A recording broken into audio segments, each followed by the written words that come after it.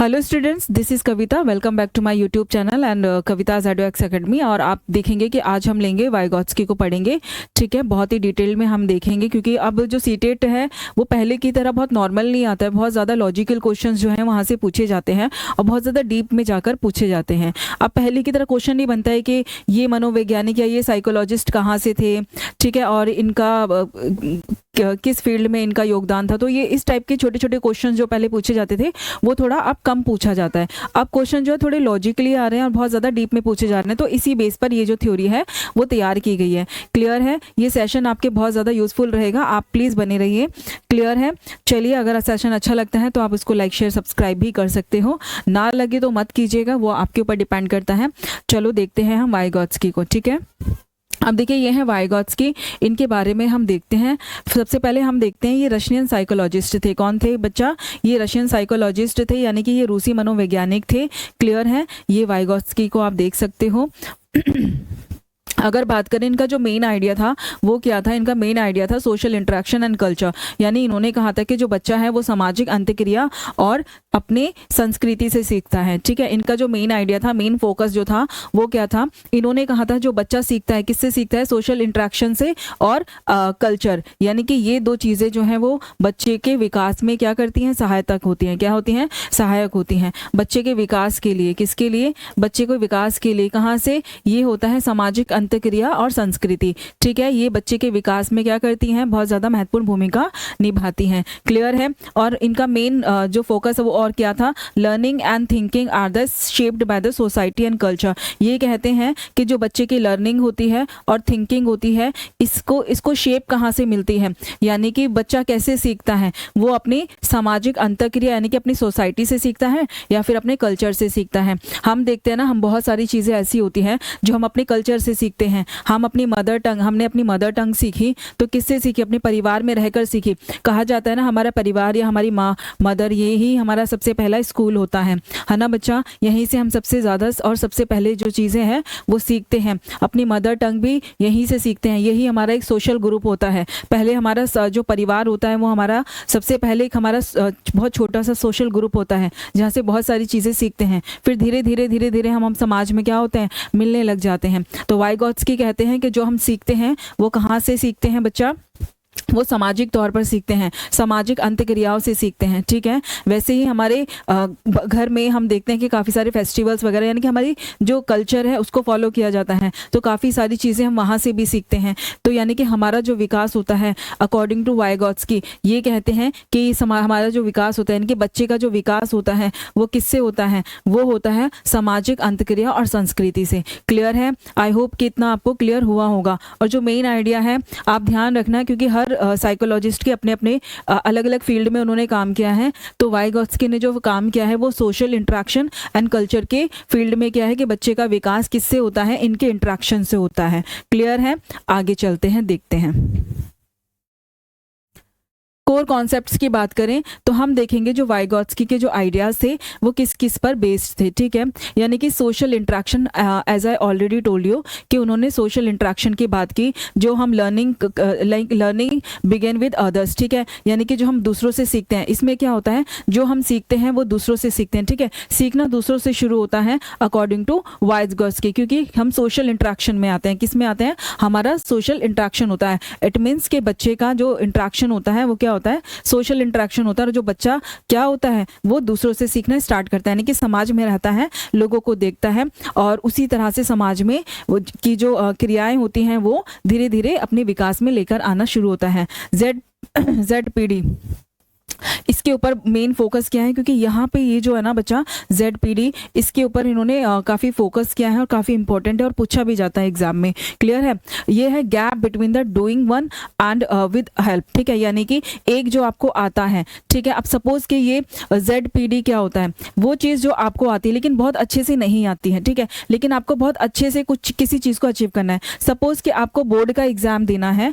ठीक है, आपको बोर्ड का एग्जाम देना है और आपने मिड टर्म में जो मिड टर्म के जो एग्जाम हुए थे, सपोज कि आपने उसमें 50 मार्क्स लेकर आए, लेकिन आपको मार्क्स कितने, सपोज कि आपको 80 जो है वो परसेंट मार्क्स चाहिए, पहले आपने 50% मार्क्स अचीव किए, लेकिन आपको चाहिए 80% मार्क्स, तो भाई आपकी हेल्प, यानी कि आप किसी की हेल्प लोगे, किसकी, आप किसी ना किसी की हेल्प लोगे, उसकी हेल्प से आपको ये जो मार्क्स हैं वो अचीव हो जाएंगे। यही क्या होता है, यही होता है, यानी कि डूइंग अलोन। यहाँ पे आपने खुद से करके देखा तो आपके इतने मार्क्स आए थे, लेकिन जब आपने किसी की हेल्प ली तो आपका ये जो नंबर था, यानी कि जो आपका परसेंटेज था, किसका, जो आपका परसेंटेज था मार्क्स का, वो बढ़ गया। पहले आपने खुद उसको ट्राई किया, ठीक है, आपने खुद ट्राई किया तो आपने देखा कि जो मार्क्स थे आपके कितने आ रहे थे 50%, लेकिन आपको लगा कि इतने मार्क्स से काम नहीं चलेगा, आपको और ज़्यादा मार्क्स चाहिए, तो इसके लिए आपने किसी की हेल्प ली, ठीक है, आपने किसी की हेल्प ली और आपने 80% जो है वो अचीव किए, ठीक है। तो यही हेल्प जो होगी वो क्या होगी, ZPD, ठीक है, यही हेल्प क्या होगी, ZPD। क्लियर है, अकेले और मदद से करने का अंतर, ठीक है, यानी कि आपने किसी चीज़ को अकेले किया तो 50% मार्क्स लिया, जब आपने किसी की हेल्प ली बीच में तो आपने जो मार्क्स अचीव किए वो 80% किए, तो यानी ये जो बीच वाला पोर्शन है यही क्या है, हमारा ZPD। क्लियर है बच्चा, यही क्या है, हमारा ZPD, यानी कि जब आप अकेले कर रहे थे तो 50% मार्क्स ले रहे थे, जब आपने किसी की हेल्प ली तो आपका जो मार्क्स का परसेंटेज था वो 80% इंक्रीज हो गया। तो ये जो बीच में हेल्प करने वाला है आपके लिए, ठीक है, यही जोन जो होगा वो ZPD होगा।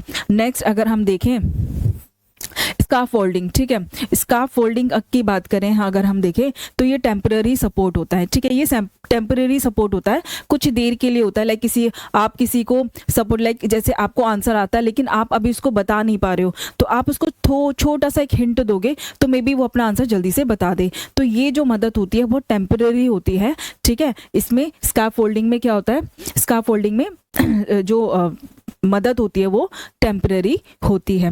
इसमें क्या होते हैं, अस्थायी सहायता होती है, ठीक है, अस्थायी सहायता होती है, बार बार रिपीटेशन की ज़रूरत नहीं होती, बच्चे को एक छोटे से हिंट बता दो तो उससे भी वो अपने आंसर को लाइक समझ जाता है। क्लियर है। अगर हम फोर्थ बात करें, लैंग्वेज बहुत बड़ा रोल रखती है बच्चा, लैंग्वेज जो है वो बहुत ही बड़ा रोल रखती है, क्योंकि एज यू नो कि हम अपनी मदर टंग जो है, यानी कि बच्चा जो है सोशल इंटरेक्शन के थ्रू सबसे पहले अपने समाज में, सबसे पहले अपने घर परिवार की भाषा को सीखता है, उसके बाद जो वो समाज में निकलता है तो अपनी मदर टंग को एज अ बेस बनाकर वो किसी और से इंटरेक्शन, यानी किसी और से बातचीत करता है, ठीक है, और अपने थॉट्स को रखने की कोशिश करता है, ठीक है। टूल फॉर थिंकिंग, एक तरीके से जो लैंग्वेज होती है वो हमारे लिए टूल, यानी कि बच्चों के लिए काम करती है टूल का, जिससे वो उसको अच्छी तरीके से सोच सके, यानी कि सोचने का साधन, यानी कि हमारे पास साधन क्या है, बच्चे के पास क्या साधन है, वो सोचेगा अच्छे से, किस में, लैंग्वेज होगी ना उसके पास सोचने के लिए, तो बेटा वो लैंग्वेज जो है वो एक टूल का काम करती है ताकि बच्चा जो है वो अच्छे से सोच सके, समझ सके, ठीक है। आगे बात करते हैं फिफ्थ, कल्चर की। एज यू नो कि वो वाइगॉट्स्की जो है वो कल्चर की बात करते हैं, वैसे उन्होंने ये सारे टर्म्स दिए हैं, ठीक है। शेप लर्निंग, जो हमारा कल्चर होता है वो क्या करता है, हमारी लर्निंग को शेप देता है, एक दिशा देता है कि किस डायरेक्शन में हमें जाना है, ठीक है, सीखने को दिशा देता है, यानी कि किस डायरेक्शन में हमें जाना है, किस तरफ हमें जाना है, तो यही हमें क्या है, हमारा कल्चर जो है वो हमें क्या करता है, बच्चे को क्या करता है, बताता है, ठीक है। आई होप कि ये टर्म्स आपको क्लियर होंगे, ये सारे टर्म्स हम आगे और ज़्यादा डिटेल में करने जा रहे हैं, क्योंकि एज आई टोल्ड यू कि जो एग्ज़ाम है वो बहुत ज़्यादा डिटेल में पूछा जा रहा है, तो इतनी लाइट इन्फॉर्मेशन से काम नहीं चलेगा, ठीक है बच्चा। तो आप आगे देखते हैं, ये मैंने वैसे बारीकी से बता दिया, अगर किसी को इतनी भी नॉलेज नहीं थी तो वो इतना भी रख के अपने क्वेश्चन को हैंडल कर सकता है, बट अगर आपको और डिटेल में जाना है तो आपको पूरा सेशन अच्छे से देखना पड़ेगा। चलिए, हाँ जी, जोन ऑफ प्रॉक्सिमल डेवलपमेंट, ठीक है, या इसको क्या कहा जाता है, जोन ऑफ प्रॉक्सिमल डेवलपमेंट इसको कहा जाता है, सन्निकट विकास का क्षेत्र इसको कहा जाता है, ठीक है। अब देखते हैं इसमें, हम इसको डिटेल में देख लेते हैं, पहले मैंने आपको बताया था वो भी काफी डिटेल में ही था। लर्निंग इसको बोला जाता है द लर्निंग स्वीट स्पोर्ट, ठीक है, द लर्निंग स्वीट स्पोर्ट भी इसको कहा जाता है, ठीक है, ये भी एग्जाम में पूछा जा सकता है कि ये किससे रिलेट करता है, ठीक है। ओके, अब आप यहाँ पे एक पिक्चर्स देख सकते हो, पहले मैं आपको ये पिक्चर समझा देती हूँ सो दैट कि थ्योरी फिर आपको इजीली समझ में आ जाएगी। यहाँ देखिए, ZPD एंड स्काफोल्डिंग, ठीक है, आप यहाँ देख सकते हो। अब यहाँ पे क्या है, what I can learn on my on, ठीक है, ये वो चीज़ है जो बच्चा खुद अपने आप सीख सकता है, लेकिन उसको ज़रूरत पड़ती है यानी कि बियॉन्ड माई रीच, यानी कि अब उसने यहाँ पे मैंने आपको पहले बताया था बच्चा कितना यानी कि कितना वो अचीव कर सकता है। सपोज उसने 50% मार्क्स जो थे वो खुद से अचीव कर सकता है, खुद की नॉलेज जो उसने यूज़ की उसके अकॉर्डिंग वो 50% मार्क्स जो है वो अचीव कर सकता है, ठीक है। What I can learn on my on, यानी कि वो खुद से कितना सीख सकता है, ठीक है, जितना उसने खुद से सीखा उसके अकॉर्डिंग उसने 50% मार्क्स जो थे अचीव कर लिए, लेकिन he wanted to achieve the 80% marks. Suppose कि उसको 80% मार्क्स चाहिए, कितने परसेंट चाहिए, 80%, बट इसको अचीव करने में उसको डिफिकल्टी होगी क्योंकि अपनी जो खुद की उसने नॉलेज थी वो यहाँ पे अप्लाई की, तो उससे वो इतना ही कर सकता है। अब वो क्या करेगा, किसी दूसरे की हेल्प लेगा, किसी दूसरे पर्सन की हेल्प लेगा, ठीक है। What I can learn with help, यानी कि यहाँ पे ये वो जोन है, ZPD वो जोन है जो किसी से हेल्प ली जाती है, उस हेल्प के बाद जो इंप्रूवमेंट आता है, उस हेल्प के बाद जो विकास होता है उसको कहा जाता है ZPD, ठीक है। अब सपोज कि बच्चे ने हेल्प ली किसी एडल्ट की, उसके बाद जब उसने हेल्प ली तो उसने अचीव किए 80% मार्क्स, ठीक है, बियॉन्ड माई इमेजिनेशन, यानी कि जो उसके रीच के बिल्कुल बाहर थे, ये वो है, उसने किसी की हेल्प ली और उसके बाद उसने अचीव कर लिए कितने मार्क्स, 80% मार्क्स। तो वो किसी की हेल्प के थ्रू ही तो हुआ ना बच्चा, क्योंकि यहाँ तक पहुँचने में वो सक्षम नहीं था, ठीक है, यहाँ तक पहुँचने में वो सक्षम बिल्कुल भी नहीं था। यहाँ तक पहुँचने के लिए उसे किसी ना किसी की हेल्प की ज़रूरत पड़नी ही थी, तो उसने किसी ना किसी की यहाँ पे अपनी हेल्प ली। अब वो हेल्प कौन सी हो सकती है, देखिए वो हेल्प कोई भी हो सकती है, यानी कि नॉलेजेबल कोई पर्सन हो सकता है जिसकी वो हेल्प ले सकता है उसको अचीव करने में। सपोज के उसको साइंस में, उसको आगे जाके साइंस लेनी है, तो बच्चे ने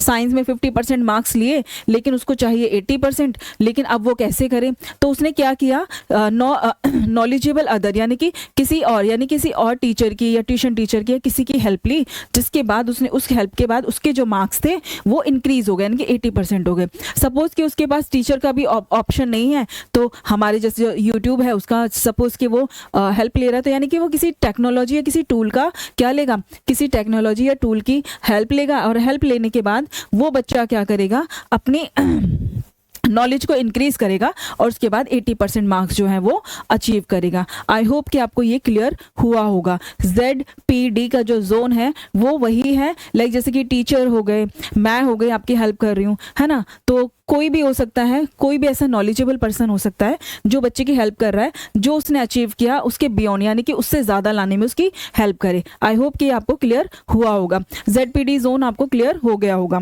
ठीक है। अब इसकी थ्योरी देख लेते हैं थोड़ी सी।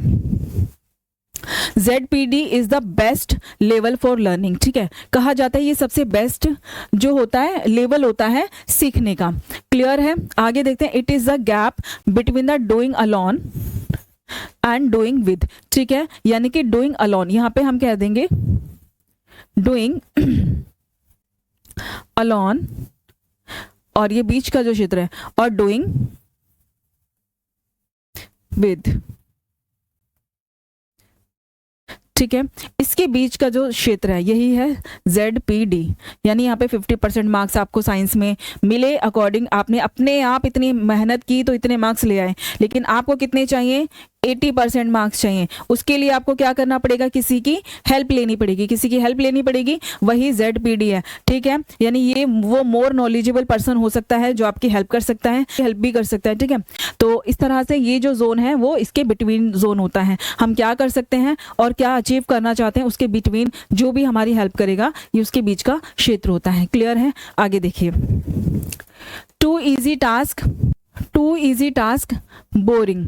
अब आप देखिए, अगर बच्चे को कोई टास्क दे दिया जाए जो बहुत इजी हो उसके लिए, तो वो बार बार वो करेगा, तो आप सोचिए वो बोरिंग लगेगा उसको। सपोज के आपको बार बार, आप 5th क्लास में हो या फिर सपोज के बच्चा जो है वो 7th क्लास में है, ठीक है, आप देख सकते हो कि बच्चा अगर 5th में है या फिर 6th क्लास में है, तो हम देख सकते हैं अगर हम उसको बार बार प्लस या माइनस का सम देंगे वो उसके लिए बहुत ईजी होता है। अगर हम उसको बार बार वो सम देंगे करने के लिए तो वो बोरिंग फील करेगा, यानी कि जो बहुत ज़्यादा ईजी चीज़ अगर बच्चे को दे दी जाए जो उसको ऑलरेडी आती है, तो बच्चा वो उसमें बहुत ज़्यादा बोरिंग फील करेगा, ठीक है, कैसा फील करेगा, बहुत ज़्यादा बोरिंग फील करेगा। लेकिन अगर वहीं हम उसको कुछ डिफिकल्ट टास्क दे दें तो वो उसमें फ्रस्ट्रेट हो जाएगा, चिड़चिड़ा जाएगा एकदम, ठीक है, अगर बहुत ज़्यादा हम उसको कोई डिफिकल्ट टास्क दे देते हैं तो वो निराश हो जाएगा एक तरीके से।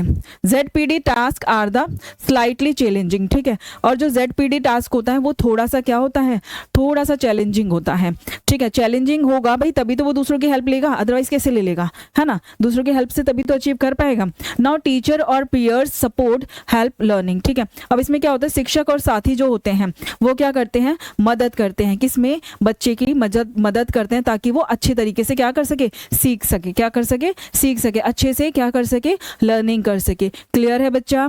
आई होप कि आपको क्लियर हो रहा होगा। चलिए आगे देखते हैं।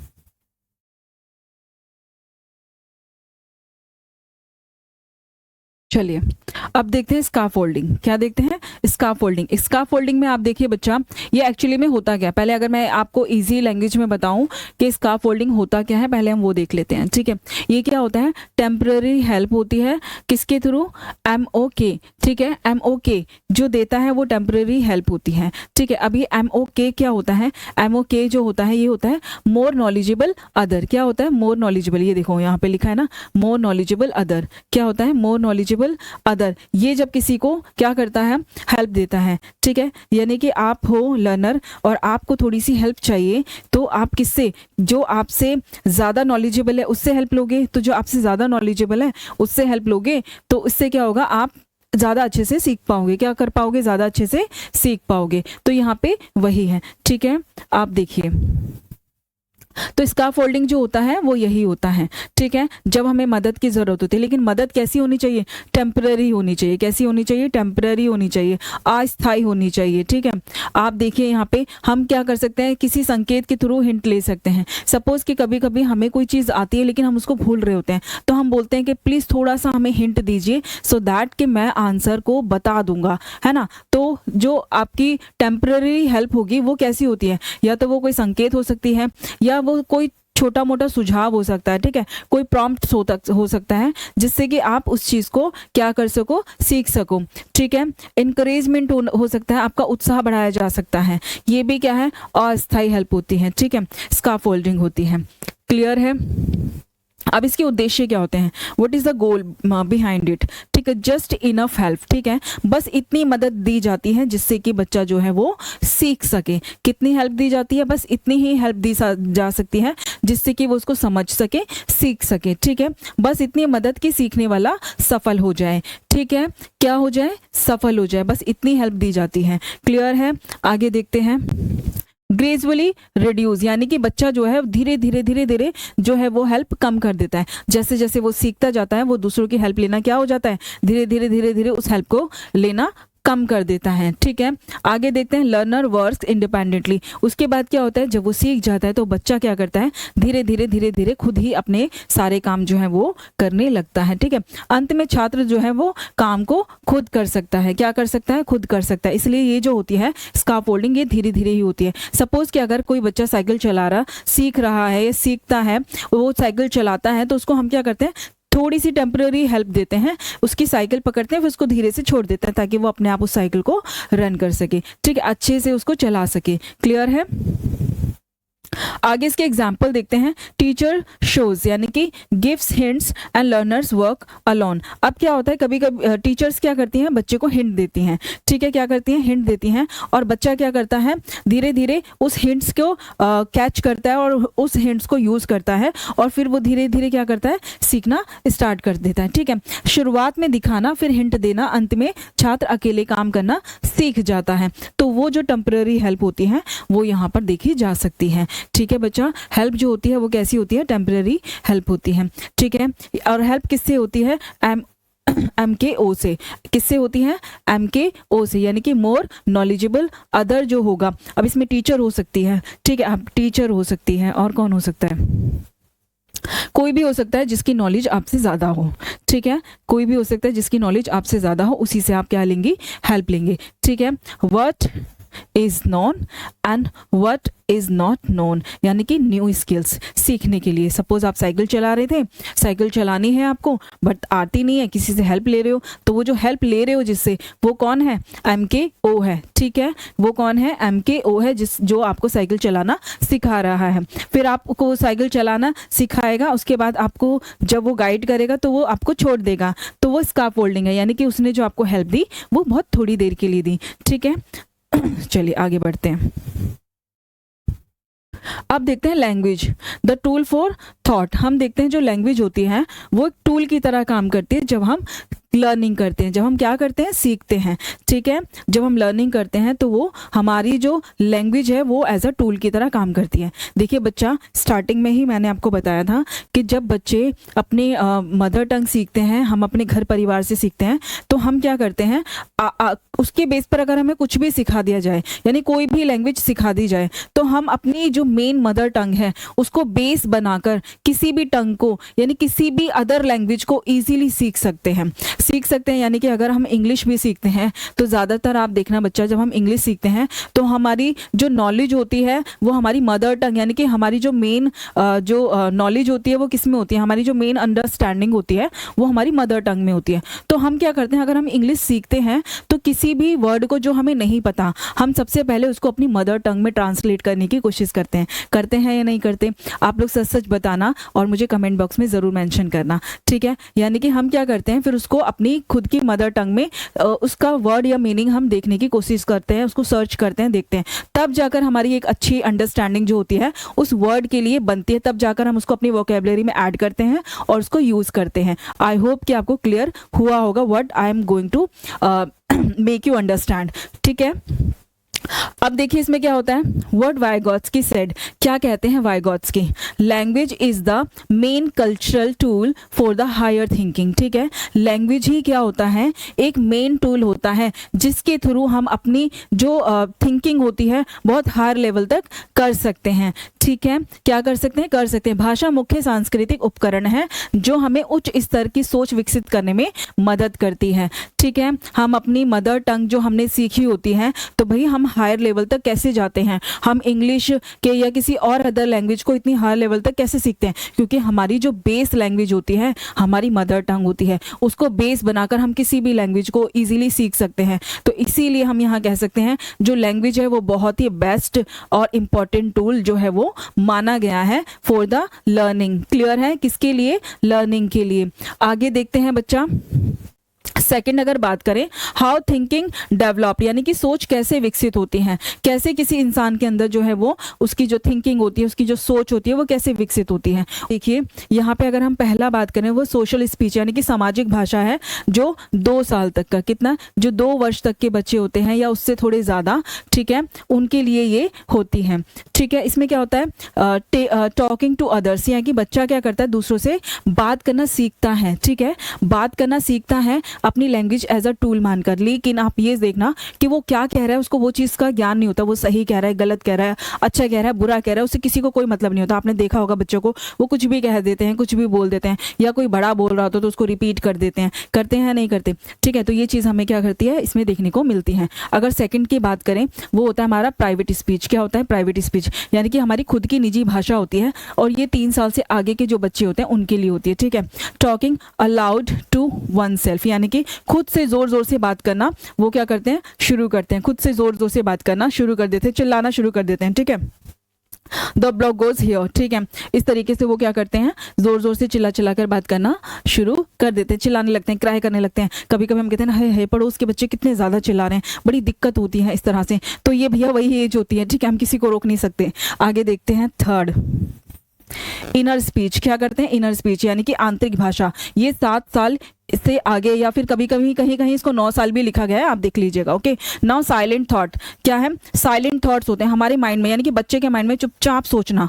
एकदम आपने देखा होगा ना, बच्चा धीरे धीरे कुछ सोच रहा होता है, हम कहते हैं कुछ तो चल रहा है माइंड में, है ना, ऐसा कुछ तो हमें देखने के लिए मिलता है। तो बच्चे के हम देखते हैं कि कुछ तो इसके माइंड में ऐसा चल रहा है, कुछ तो है ज़रूर। तो इस तरह से जो बच्चा सीखता है, करता है, वो हमें देखने को मिलता है, ठीक है। दिमाग में वो अपनी कुछ ना कुछ योजनाएं बनाने लगता है, कुछ ना कुछ क्रिटिकल थिंकिंग वो धीरे धीरे डेवलप करने लगता है, कुछ वो धीरे मतलब अपने माइंड में रखता है लेकिन किसी को बताता नहीं है, ठीक है। समस्या हल करता है, ठीक है। क्या करता है, धीरे धीरे समस्याओं को हल करना शुरू कर देता है। क्या करता है, समस्याओं को हल करना धीरे धीरे शुरू कर देता है। जो भी प्रॉब्लम्स होती हैं उसको धीरे धीरे सॉर्ट आउट करना शुरू कर देता है।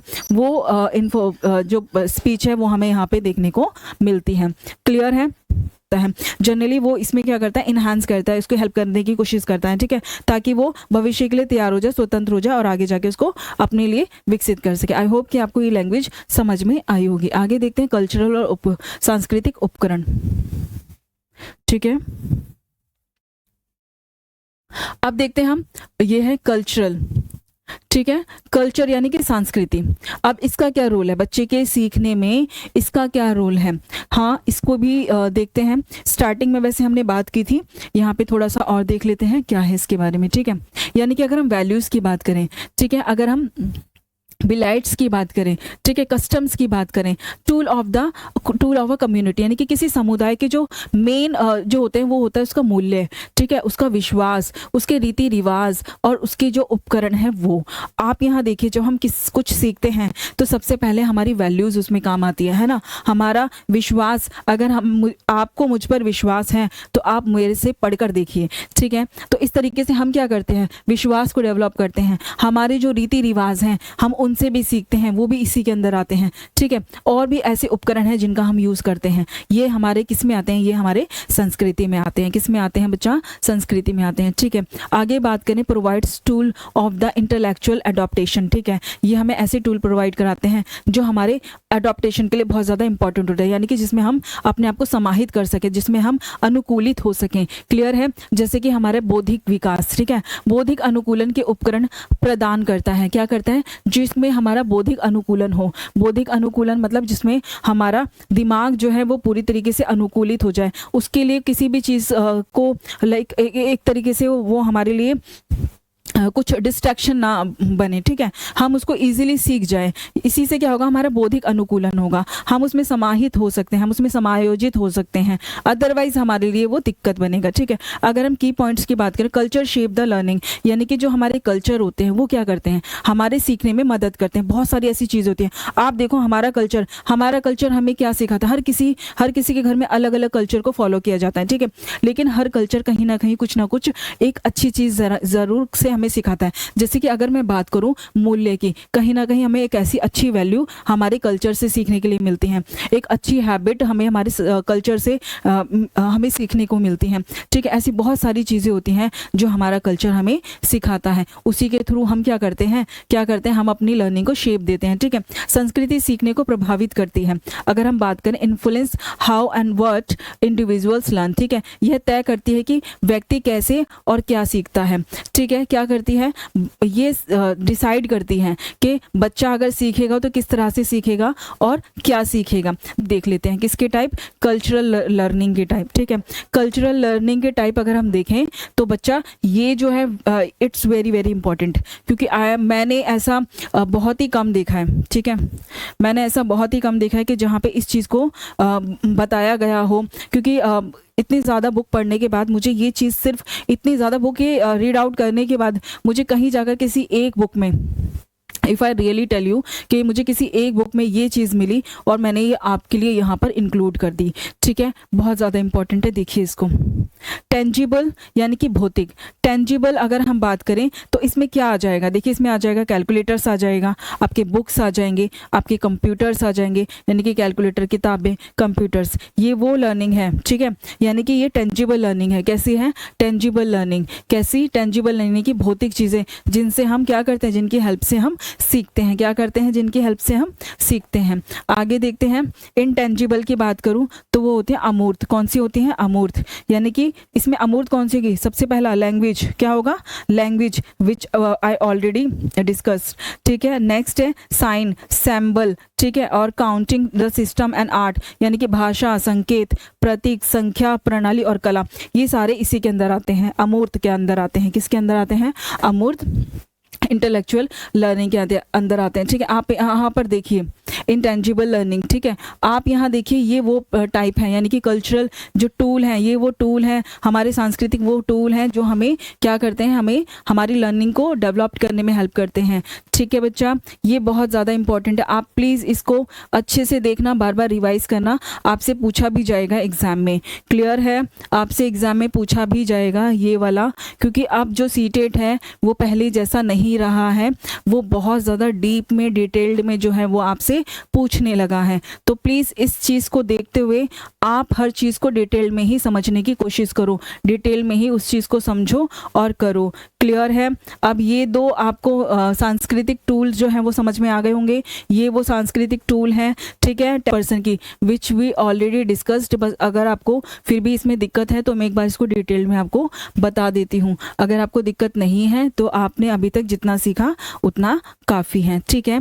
यानी कि मोर नॉलेजेबल अदर, ये वो पर्सन होते हैं, ये वो व्यक्ति होते हैं जो दूसरों से ज़्यादा नॉलेजेबल होते हैं, और जिनके पास नॉलेज कम होती है उनको नॉलेज, यानी कि उनके साथ अपने आइडियाज़ को शेयर करके उनको और ज़्यादा आगे बढ़ाने में हेल्प करते हैं, ठीक है। ये मैं आपसे पहले ही डिस्कस कर चुकी हूँ पिछली स्लाइड्स में, ठीक है। अब यहाँ पे मैं इसको थोड़ा सा डिटेल में बता देती हूँ। इसकी डेफिनेशन के तौर पर चले, MKO is a person who has more knowledge और skill than the learners in a particular task, ठीक है। ये वो व्यक्ति होता है जिसके पास कोई स्पेशल स्किल हो, या फिर जिसको वो सिखा रहा है उससे ज़्यादा नॉलेज हो, यानी कि इतना नॉलेजेबल होता है कि वो दूसरों को सिखा सके, like I am teaching you, okay.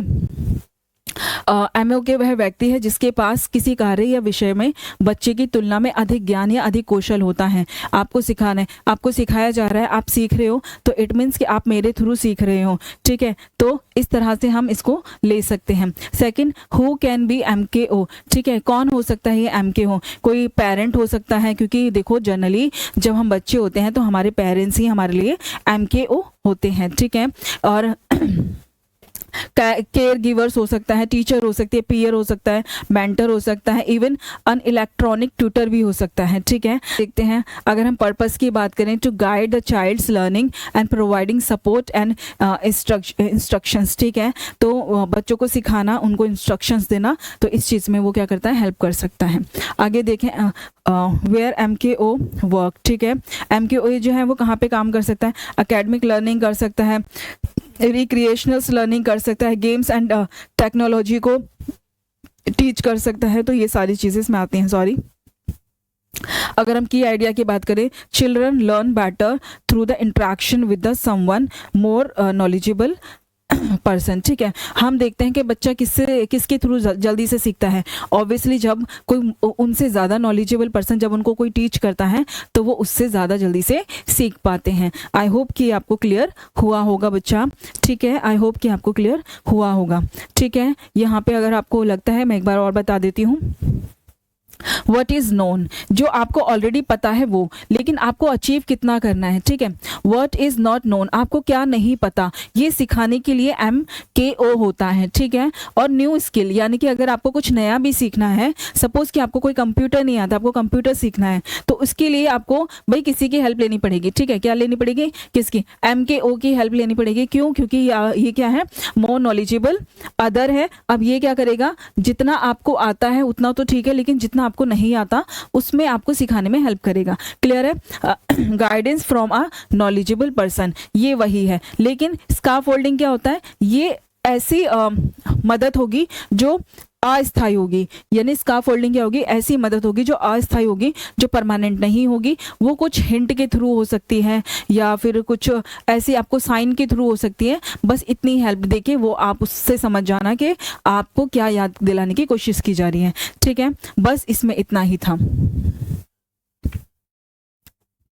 अब आपको अगर हमारा सेशन अच्छा लगा, सो प्लीज़ अब आपको क्या करना है, ये मेरी आपसे हम्बल रिक्वेस्ट है, प्लीज़ लाइक कीजिए, शेयर कीजिए एंड सब्सक्राइब कीजिए, क्योंकि मुझे आपकी लाइक, शेयर एंड सब्सक्राइब की बहुत ज़्यादा ज़रूरत है। न्यूली ग्रो चैनल है, सो प्लीज़ आप ज़्यादा से ज़्यादा लाइक, शेयर एंड सब्सक्राइब कीजिए, ताकि अगर आपने अभी तैयारी शुरू की है तो आप इसके साथ जुड़ सकते हो, यानी हमारे साथ जुड़ सकते हो और अपनी तैयारी को बेटर कर सकते हो। और आगे आने वाले जो सीटेट के एग्ज़ाम होंगे उसके लिए तो हम और बेटर करेंगे ही। तो मिलते हैं नेक्स्ट सेशन में, और तब तक आप अपना ध्यान रखिए। और लाइक शेयर एंड सब्सक्राइब करते रहिए। Till then bye, thank you.